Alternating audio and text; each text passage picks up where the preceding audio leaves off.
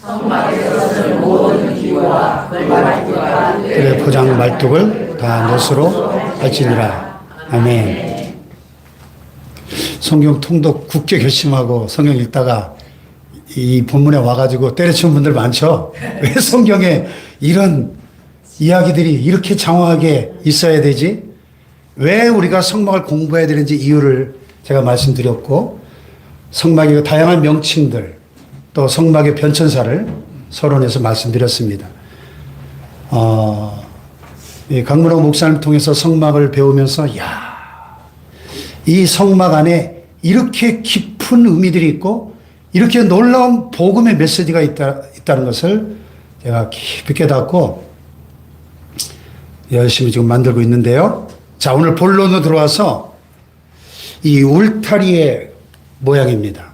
자, 그림에 보듯이 성막의 이 가로가 50규빗, 25m고요. 세로가 100규빗, 그러니까 50m입니다. 한 규빗은 이 팔꿈치에서부터 이 가운데 손가락까지. 그러니까 자가 없던 시대니까 이 팔뚝을 가지고 길이를 잰 거예요. 한 규빗, 두 규빗 이렇게. 우리 왜 가끔 뭐 이렇게 해서 막 재잖아요. 그런 것처럼 가장 편리한 자니까. 근데 문제는 이 길이가 다 다르잖아요, 사람마다. 그래서 뭐 어떤 책에는 44cm, 어떤 책에는 최대 54cm. 그래서 그냥 편하게 가운데로 50cm, 한 규빗을 50cm로 계산하면 50규빗은 5, 25, 25m. 100규빗은 50m. 이렇게. 그래서 이걸 계산해 보니까 25m 곱하기 50m는 378평이에요. 예. 그런데 여러분, 한번 생각해 보세요. 성소가 10평, 지성소가 6평이거든요. 만왕의 왕이시고 우주의 창조자 주인이신 하나님이 거하시는 지성소가 6평이에요. 이야, 너무 작지 않나요? 하나님이 참 겸손하신 분이라는 게 여기서도 드러나는 거예요. 물론 이제 성막이 모여니까 그랬지만, 여러분 이 이방 신전들 보세요. 제가 이번에 그리스 아테네 가가지고 파르테논 신전을 보니까 입이 떡 벌어져요. 유네스코 세계문화유산 등재된 1호잖아요. 어마어마합니다. 이 귀신들을 섬기는 이방 신전들도 아르테미스 여신 다 무너졌지만 복원 상상도를 보세요. 얼마나 웅장하고 화려하고 대단합니까? 예? 그런데 온 우주의 왕이신 하나님이 거하시는 성막은 378평밖에 안 된다. 강문호 목사님이 하나님이 이렇게 검소하신 분인데 우리도 좀 검소하게 삽시다 그러시더라고요. 근데 이제 성막을 이렇게 밖에서 보면 울타리만 보게 됩니다. 왜냐하면 이 울타리의 높이가 5규빗, 2.5m니까 키가 2.5m 넘는 사람 아무도 없잖아요. 밖에서는 안 보이는 거예요, 안에가. 그래서 이 동쪽이나 서쪽에서 보면 기둥이 20개씩 보이고, 10개씩 보이고, 남쪽이나 북쪽에서 보면 기둥이 20개씩 보입니다. 기둥의 높이가 5규빗, 2.5m. 사람 키보다 좀 높죠. 그리고 동쪽에 있는 문이 있는 쪽을 제외하고 전부 세마포로 둘러쳐져 있습니다. 자, 그 다음에 이 울타리의 60개의 기둥은 모두 놋으로 만들어졌어요. 그리고 그 밑에 놋으로 된 받침이 있고 은고리가 달려져 있습니다. 이렇게 밧줄로 묶어서 고정할 수 있도록. 근데 성경에서 놋은 십자가를 상징합니다. 모세가 광야에서 불뱀이 나타나가지고 원망하는 백성들을 막 물어 죽게 만들고 사람들이 죽어갈 때 하나님께서 놋으로 뱀을 만들어가지고 장대에 높이 매달게 했죠. 누구든지 하나님의 약속을 믿고 놋뱀을 바라보면 불뱀의 독에서 치유되고 살아났습니다. 그러나 바라보지 않는 자는 다 죽었어요. 그래서 이 놋뱀, 예수님의 십자가를 상징하는 거죠. 할렐루야. 그리고 금과 은은 성경에서 언제나 믿음을 상징하고 세마포는 성결을 의미합니다. 그러니까 여러분 이 울타리의 메시지는 뭘까요? 오직 십자가에서만이 믿음으로 성결하게 된다는 것입니다. 할렐루야.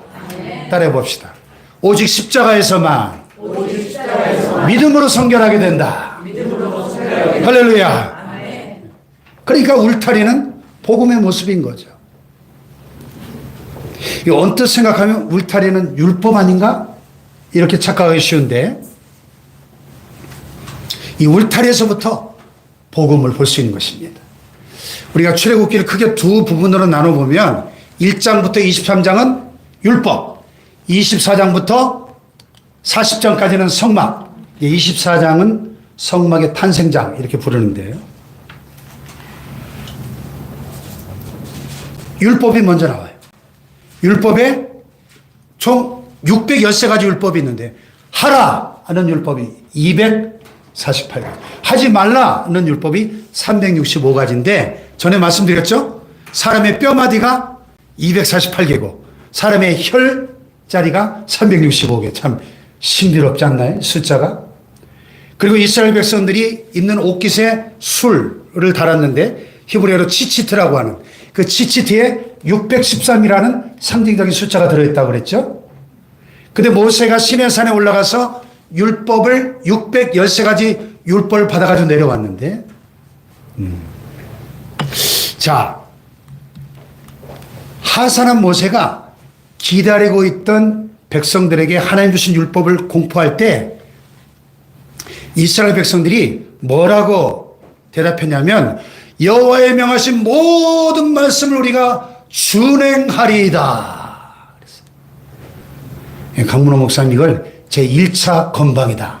건방 증거라는 거예요. 아니 하나님의 613가지 율법을 다 준행하겠다고요? 아니 에덴 동산에서 선악과 따먹지 말라는 한 가지 율법도 못 지킨 게 인간인데 613가지를 어떻게 다 지켜요? 그래서 제1차 건방 이렇게 얘기합니다. 모세가 아무 말도 안 하고 재물을 잡아가지고 피를 뿌렸습니다. 그리고 그 피의 절반을 양푼에 담았어요. 그리고 다시 한번 율법을 공포할 때 이스라엘 백성들이 제2차 건방을 떱니다. 여호와의 모든 말씀을 우리가 준행하리이다. 제2차 건방. 예. 그래서 모세가 그 양푼에 담은 피를 백성에게 피를 막 뿌리면서 이렇게 말했어요. 이는 여호와께서 이 모든 말씀에 대하여 너희와 세우신 언약의 피니라. 언약의 피. 예. 그리고 다시 시내산에 올라가 가지고 피 뿌리는 예식인 성막의 제사법을 받아가지고 내려오게 되는 겁니다. 할렐루야. 자, 여기에 율법과 복음의 깊은 관계가 있어요. 자, 두 가지 중요한 질문을 던져볼 필요가 있습니다. 첫째, 왜 하나님께서는 먼저 율법을 주시고 성막을 주셨을까? 왜 먼저 율법을 주시고 나중에 복음을 주셨을까? 한 것입니다. 또 과연 인간이 율법으로 구원받을 수 있을까? 하는 질문이에요. 여러분 율법으로 구원받을 수 있습니까? 예, 있습니다. 율법으로 구원받을 수 있어요. 단 완전하게 다 지키기만 한다면. 그러나 율법을 다 지킬 사람이 세상에 있어요, 없어요? 단 한 명도 없습니다. 그래서 우리는 이렇게 말할 수 있어요. 율법으로 구원받을 수 있다. 그런데 없다. 이해가 되십니까? 한번 따라해 보세요. 율법으로 구원받을 수 있다. 그런데 없다. 말이 되죠? 네, 말이 돼요. 그 로마서에서 바울이 뭐라고 했어요? 그러므로 율법의 행위로 그의 앞에 의롭다 하심을 얻을 육체가 있다 없다? 없다. 이는 율법으로는 죄를 깨달음이니라. 아멘. 그래서 복음이 필요한 거예요. 복음이. 믿으시면 아멘. 그러니까 여러분 율법은 율법대로 완전하고 복음은 복음대로 완전한 것입니다. 그러나 율법만으로 생명을 탄생시킬 수 없어요. 복음은 복음대로 완전합니다. 그러나 복음만으로 안 되는 거예요. 율법과 복음이 합하여진 곳에서 생명이 탄생되는 겁니다. 아멘. 이게 굉장히 깊은 이야기인데요. 자, 쉽게 한번 예를 들어볼게요. 남자는 남자대로 완전한 사람입니다. 저 완전한 사람이죠. 여자는 여자대로 완전한 사람입니다. 근데 남자만으로 생명을 탄생시킬 수 없죠. 여자는 여자만으로 훌륭한 생명이에요. 그러나 여자만으로 안 되죠. 남자와 여자가 합하여지는 곳에 생명이 탄생됩니다. 아멘. 그게 율법과 복음의 관계인 것이죠. 자, 율법의 목적은 정죄예요. 복음의 목적은 용서인 것입니다. 율법을 통해 우리는 내가 죄인이라는 사실을 깨닫는 거예요. 그리고 복음 앞에서 용서를 경험하는 것입니다. 할렐루야. 율법이 여자라면 복음은 남자예요. 율법은 지키는 것이고 복음은 퍼뜨리는 것이에요. 율법은 안 지키면 죽고 복음은 안 전하면 화가 있는 것입니다. 아멘. 율법의 끝은 복음이고 복음의 끝은 율법인 것입니다. 한번 따라해 볼까요? 율법의 끝은 복음이요. 복음의 끝은 율법이다. 이게 무슨 얘기냐면 진정한 율법인은 복음을 받아들이게 되고 진정한 복음인은 율법을 철저하게 지키게 된다는 거예요. 그래서 우리가 이렇게 말할 수 있어요. 진정한 율법인은 복음인이 되고 진정한 복음인은 진정한 율법인이 된다. 다 같이 시작. 진정한 율법인은 복음인이 되고 진정한 복음인은 진정한 율법인이 된다. 아멘. 진짜 율법을 깨달았다면 내가 죄인임을 알게 되기 때문에 복음의 용서를 받아들인다는 것입니다. 복음의 용서를 받아들이고 구원받는 사람은 율법을 철저하게 지키게 되는 거예요. 아멘. 그러므로 율법에만 머물면 저주로 가는 것이고요. 복음에 머물면 은혜에 도달하게 되는 것입니다. 그래서 성경 66권의 구약의 맨 마지막 책인 말라기는 저주를 선포하며 끝이 나요. 돌이키지 않으면 두렵건대 내가 와서 저주로 그 땅을 칠까 하노라. 말라기 4장 6절. 구약의 맨 마지막 절이 저주로 끝이 나고요. 신약의 맨 마지막 책은 은혜로 끝이 납니다. 주 예수의 은혜가 모든 자들에게 있을지어다. 아멘. 그러니까 결론적으로 율법으로 죄인임을 알아 복음으로 용서를 구하는 것이 성경의 진수인 것입니다. 다 같이 율법으로 죄인임을 알아. 복음으로 용서를 구한다. 이것이 성경의 핵심 메시지라는 거예요. 복음의 핵심. 할렐루야. 그래서 바울은 율법을 가리켜 우리를 그리스도께로 인도하는 초등교사다. 이렇게 갈라디아서에 말씀해 주십니다. 여러분 누가복음 15장의 탕자의 비유를 보면요. 탕자가 아버지 재산을 가지고 먼 나라로 가서 허랑방탕하게 다 창기들하고 다 허비해버리고 거지가 돼가지고 돌아왔을 때 아버지가 버섯발로 달려나와서 막 끌어안고 입을 맞추고 제일 좋은 옷을 내다 입히고 손에 가락지 끼우고 발에 신발 신기고 살찐 송아지 잡으면서 잔치를 벌이잖아요. 이 아버지의 용서는 복음을 보여주는 거예요. 복음을. 그런데 형이 투덜거리면서 와서 뭐라 그랬어요? 아니 저 자식 아버지 재산 가다 다 탕진하고 창기와 돌 다 말아먹고 온 저놈을 위해서 살찐 송아지를 잡다니 이게 말이 됩니까? 이게 율법이에요. 율법. 형의 말이 맞아요 틀려요? 맞잖아요. 이 형의 정죄는 율법을 보여주는 것이고 무조건적으로 이 거지가 돼서 돌아온 아들을 끌어안고 용서하는 아버지의 모습은 복음을 보여주는 거예요. 형의 정죄와 아버지의 용서가 합해진 곳에 탕자가 의로워지는 거예요. 아멘. 만약 형의 정죄가 없다고 생각해 보세요. 아버지가 무조건 이 아들을 그냥 받아주기만 했다고 생각해 보세요. 처음에는 감사할지 몰라도 시간이 지날수록 이 못된 기질이 다시 나와가지고 아버지 산 내 거잖아요. 더 주세요. 예? 그 용서받은 구원의 감격이 언젠가는 변질될 겁니다. 그런데 이 형의 정죄가 있었기 때문에 자기가 죽을 죄를 지었잖아요. 그걸 깨닫고 아버지의 용서가 영원히 감격스러운 겁니다. 할렐루야. 근데 아버지의 용서는 없이 형의 정죄만 있다고 생각해 보세요. 율법만 있다고 생각해 보세요. 돌아온 탕자가 그 집에 살 수 있어요, 없어요? 못 살죠, 못 살죠. 이해가 되시면 아멘. 그래서 모세는 율법을 먼저 받고 성막을, 복음을 나중에 받은 거예요. 율법으로 정죄받은 자들이 재물을 가지고 와가지고 피를 뿌리면서 용서받는 것이 바로 성막인 것입니다. 아멘. 그래서 히브리서 기자는 모세가 피 뿌리는 예를 정했다 이렇게 말씀했고요. 자, 아까도 말씀드렸는데 울타리의 높이가 몇 미터? 2.5미터, 5규빗. 밖에서 안을 절대로 들여다볼 수가 없어요. 이 성막은 통째로 예수의 모습인데 울타리 안에 들어가야만 예수님을 볼 수가 있어요. 밖에서는 절대 볼 수 없어요. 어느 불신자가 목사님에게 예수를 보여주세요. 그러면 믿을게요. 그랬더니 목사님이 믿으십시오. 그러면 보게 될 것입니다. 그래요. 예수님은 믿고 보는 것이지 보고 믿는 게 아니에요. 할렐루야. 자, 울타리에 5가지 의미가 있는데요. 첫째는 보호의 의미가 있습니다. 울타리 안은 보호를 받지만 바깥은 보호를 받지 못하는 거예요.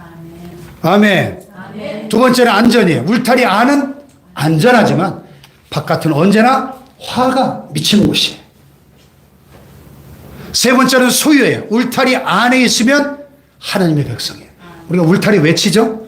여기 내 땅 이렇게 표시하기 위해서 울타리 치잖아요. 울타리 안에 있으면 하나님의 백성이고 밖에 있으면 마귀의 식구인 거예요. 아멘.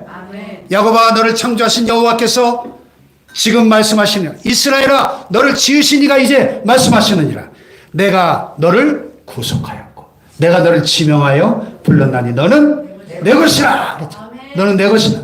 소유예요. 소유. 할렐루야. 네 번째는 공급이에요. 울타리 안에 있을 때 하나님의 모든 것을 공급받는 것입니다. 할렐루야. 하나님의 말씀을 공급받고 하나님의 축복을 공급받고 할렐루야. 이 구름 우산으로 시원함이 공급되고 불 우산으로 밤에는 따뜻함이 공급되는 겁니다. 울타리 안은 공급을 의미합니다. 할렐루야. 다섯 번째 구별이에요. 울타리의 안과 밖은 양과 염소의 구별입니다. 생명과 죽음의 구별입니다. 복과 저주의 구별입니다. 천국과 지옥의 구별인 거예요. 할렐루야. 나는 양의 문이라. 내가 문이니 누구든지 나로 말미암아 들어가면 구원을 얻고 들어가며 나오며 꼴을 얻으리라 예수님이 말씀하셨어요. 할렐루야. 장소를 거룩하게 구별하면 성소가 되고요. 나를 거룩하게 구별하면 성일이 됩니다. 물건을 거룩하게 구별하면 성물이 됩니다. 사람을 거룩하게 구별하면 성도가 되는 거예요. 아멘. 울타리 안은 울타리의 바깥하고 무엇이 이렇게 구별되는 거예요. 구별. 자, 울타리의 의미 5가지. 첫째 뭐라고요? 보호. 둘째 안전. 셋째 소유. 넷째 공급. 다섯째 구별인 것이죠. 자, 이제 한번 문으로 들어가 볼까요? 자, 모세가 말한 것은 다 예수님을 가리킨다 그랬죠. 너희가 모세를 믿었더라면 나를 믿었으리니 이는 그가 내게 대하여 말하였습니다. 수건을 벗고 보면 구약 성경은 통째로 예수 그리스도를 보여주고 있습니다. 성막문도 예수 그리스도를 의미합니다. 이제부터 문으로 들어가면서 문의 특징을 좀 살펴보겠습니다. 첫째, 오직 하나의 문이에요. 다 같이 오직 하나의 문. 오직 하나의 문. 성막 사방에 동서남북으로 12지파가 3지파씩 진을 쳤잖아요. 그러면 한쪽에 문 하나씩 내면 얼마나 드나들기 편리하겠어요. 그런데 안 되는 거예요. 하나님 계신 성소에 들어가려면 오직 한 문으로 들어갈 수밖에 없는 겁니다. 오직 예수로만 구원이 가능한 거. 오직 예수. 할렐루야. 불교에도 구원이 있다. 이슬람교에도 구원이 있다. 유교에도 구원이 있다. 종교다원지 안 되는 겁니다. 오직 예수로. 다른 이로서는 구원을 얻을 수 없는, 천하인간의 구원을 얻을 만한 다른 이름을 주신 일이 있다 없다? 없다. 아멘. 아니 200만 명이 사용하는 하나님의 집에 문이 하나밖에 없다는 사실이 놀랍지 않습니까? 내가 곧 길이요 진리요 생명이니 나로 말미암지 않고는 아버지께로 올 자가 없다. 아멘. 아멘. 유일한 길, 유일한 문. 할렐루야. 아멘. 두 번째로 이 오직 하나의 문은 작은 문이 아니라 큰 문이에요. 자, 아까 이 동쪽 길이가 얼마나 그랬죠? 50규빗, 25m.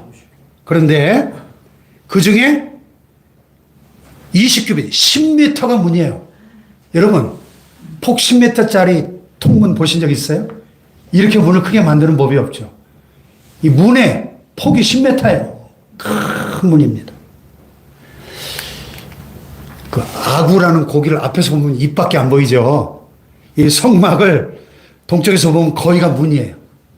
왜 이렇게 크게 만들었을까요? 누구든지 들어오라고 그렇게 큰 문을 만드신 하나님의 사랑 앞에 우리는 감격하는 겁니다. 아멘. 할렐루야. 아멘. 누구든지 들어올 수 있어요. 누구든지 들어와야 합니다. 아멘. 여기 선교의 당위성이 있죠.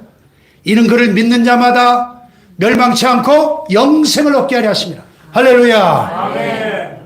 예루살렘 사람도 들어와야 하고 온 유다 사람도 들어와야 하고 사마리아 사람도 들어와야 되고 땅 끝까지 사람들도 다 들어와야 됩니다. 아멘. 북한 사람들도 들어오고 중국 사람들 들어오고 일본 사람들 들어와야 되는 거예요. 아멘. 할렐루야. 아멘. 누구든지 주의 이름을 부르는 자는 구원을 얻으리라. 할렐루야. 아멘.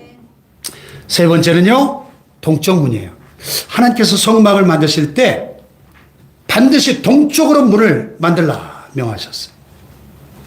나중에 솔로몬이 성전을 건축할 때도 동쪽으로 문을 냈습니다.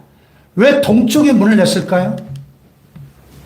동쪽으로 문을 내면 어떤 결과가 있을까요? 들어올 때는 어느 쪽을 보고 들어오죠? 들어올 때 서쪽을 보고 들어오게 되죠. 나갈 때는 동쪽을 보고 나오게 되죠. 서쪽의 첫인상은 뭡니까? 해지는 곳, 어두운 곳, 쓸쓸한 곳, 음산한 곳, 부정적인 이미지죠.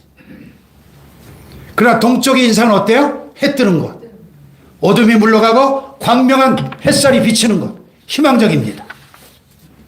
마귀의 세력이 떠나가고 성령의 역사가 시작되는 밝은 곳입니다. 기독교는 소망의 종교입니다. 아멘. 축복의 길입니다. 아멘. 더구나 이 동쪽 문 앞에는 유다 지파가 진을 쳤어요. 유다 지파, 우리 예수님이 메시아이신 예수님이 어느 지파 출신이죠? 유다 지파예요. 유다의 자손으로 오셨어요. 규가 유다를 떠나지 아니하며 통치자의 지팡이가 그 발 사이에서 떠나지 아니하기를 실로가 오시기까지는 실로 메시아 그에게 모든 백성이 복종하리로다. 야곱이 자기 아들들을 축복하면서 예언적인 유다 지파를 향해서 이렇게 축복했는데, 이 동쪽 문은 유다 지파가 위치한 소망을 의미하는 소망. 그래서 들어올 때는 서쪽을 보고 들어왔지만 나갈 때는 어느 쪽을? 동쪽을 보고 나가게 되는 거예요. 그리스도 안에 모든 것이 들어있기 때문에 이 동쪽 문은 소망입니다. 그래서 성막은 죄를 가지고 들어왔다가 죄를 버리고 나가는 곳입니다. 기도를 가지고 들어왔다가 응답을 가지고 나가는 곳이에요. 병을 가지고 왔다가 건강을 가지고 나가는 곳입니다. 문제를 가지고 왔다가 해결을 가지고 나가는 것이 성막인 것입니다. 아멘. 할렐루야. 아멘. 그래서 성막은 서쪽 보고 들어왔다가 동쪽 보고 나가도록 동을 향해서 문을 낸 거예요. 미국에 어떤 성도님이 이사를 해가지고 단일교회를 찾다가 마침 교통정리하는 경찰에게 이 주변에 좋은 교회 있으면 좀 소개해 주세요. 그랬더니 저 교회가 좋은 교회입니다. 저 교회를 다니세요. 교회 다니십니까? 네, 안 다닙니다. 그래도 어떻게 저 교회가 좋은 교회인 걸 아시죠? 내가 이곳에서 19년째 교통정리하고 있는데 일요일 날 보니까 저 교회 교인들은 항상 예배 마치고 나올 때 웃으면서 나옵니다. 예배 마치고 나갈 때 교인들이 웃으면서 나가는 교회가 좋은 교회래. 예? 서쪽으로 들어왔던 교인들이 동쪽으로 나가게 만드는 교회가 좋은 교회인 것이죠. 아멘. 할렐루야. 아멘. 우리 교회가 서쪽으로 들어왔다가 동쪽으로 나가는 교회가 되기를 축복합니다. 아멘. 미국에 홀메스와 라이라는 분이 스트레스 수치를 계산을 했는데요. 배우자가 사망할 때 최대 100으로 할 때, 이혼할 때 73, 징역형에 처해질 때 63, 질병과 부상에 53, 은퇴할 때 43, 성적인 문제가 있을 때 39, 직업이 바뀔 때 36, 그리고 임신할 때 30, 상사와 관계에 알력이 있을 때 23, 이사할 때 20, 그리고 성탄절이 되면 이유 없이 20의 스트레스를 받는답니다. 그래서 이 수치가 도합 200이 넘을 때 병들기 시작하고 300이 넘으면 미치기 시작한다는 것입니다. 예를 들어서 성탄절인데 이사를 가야 되는데 병이 들었는데 임신한 여자가 남편하고 이혼을 했어요. 아니, 남편이 죽었어요.